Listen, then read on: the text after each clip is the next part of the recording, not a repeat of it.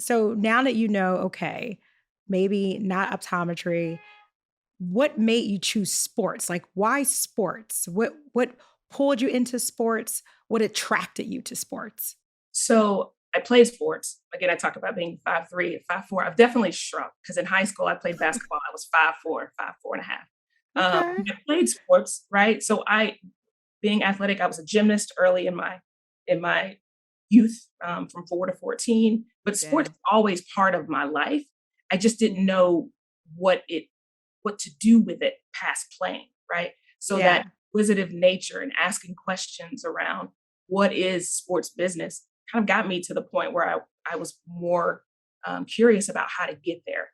And when you're Mm. in a sporting event, no matter what it is, it's a very irrational business, right? It's an irrational thing where you say, I'm going to sit in a stadium and cheer for a team. I have no control over the win. I have no control over anything. I just want to be part of a community. And so Mhm. Yeah. I felt like if I could sell tickets or whatever it was to get more people in a building, I wanted to be a part of that. I wanted to have that emotional kind of roller coaster, figure out how I could sell someone to come into a building and participate in what it is to be a fan of a sport. And it just kind of built from there. I didn't know for sure that I was going to be in sports, but I knew I was curious enough to figure out what sports business was. And once I got into ticket sales, then I started asking questions about marketing, about partnerships, and all the Yeah. things that make a business go. And then, of course, getting to Teambo, you get answers to all those questions, which is great. So it's honestly just curiosity to answer your question, Tania.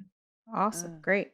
you got to It's see those dollars. You got to see how the business started working, and that's when your mind started to go like, okay, oh, so that's very interesting. And the very. interesting thing is, I always tell people who want to be in sports, follow the money.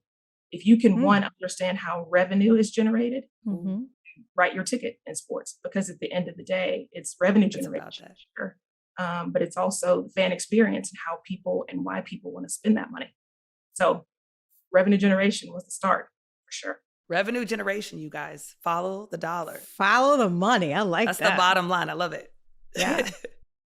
So can you tell us a little bit, like I think especially for our fans and those who listen to our podcast, what tell us a little bit about because I mean I'm impressed. You've worked a lot across many different sports industries. So talk to us a little bit about just tell me a little bit about your resume because you have a strong one. I think that they should know a little bit about it. Yeah, I again didn't set out to hit every league, but I think about where I was in my career when I was Yeah. in each league, it was perfect. So I should probably start by saying no matter what league it is, the goal is the same.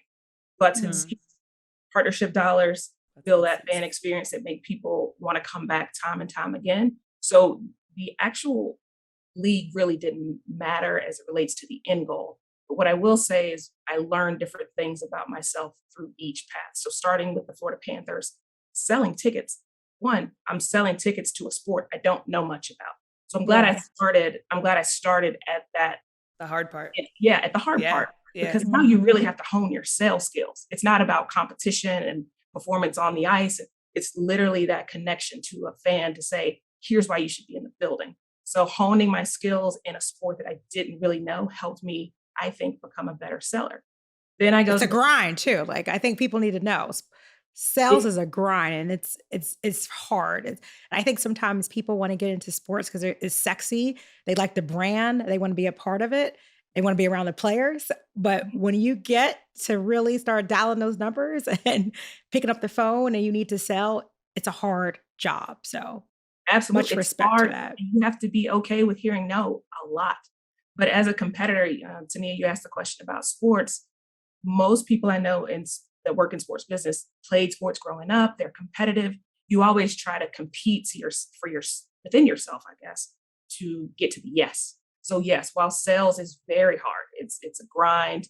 You're pushing because you want to hear the yes. So you'll hear 100 no's before you get to that one yes. But the feeling, it's almost like a drug. That feeling when you get the yes, you're like, okay, I'll go through the next 100 no's I because I need want. more of that. Yeah, you're chasing Yeah. it. So I get to the Pittsburgh Pirates. Again, baseball is a sport, I enjoy watching baseball, but it's not like basketball or football for me.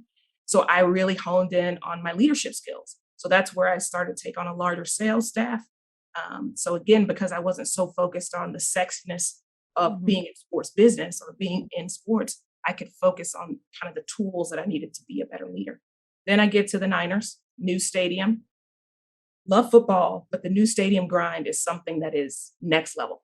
So it Mm. probably took 15 years off my life, but it is something I would not trade for the world because, again, understanding how stadiums are built, the funding component, how you get people in a brand new stadium that's not in its core place of San Francisco and move it to Santa Clara.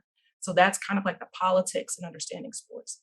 Then I get to the league office, the NBA league office with Teambo, and that just opened up an entire new world for me. I had grown through the business with ticket sales, but then that Mm-hmm. exposure to marketing, to partnerships, to strategy and analytics, to all the Yeah. things that I wanted to get to Teambo for, it's literally an MBA and a PhD in 6 months because you have to be able to Wow. consult across the business. So to answer your question, each one of the leagues presented different challenges to me at the time that allowed me to kind of build the calluses and build kind of the skill sets that I needed to get to the role I'm in and hopefully continue to ascend. Wow. Yeah. You're quite impressive. Yeah. So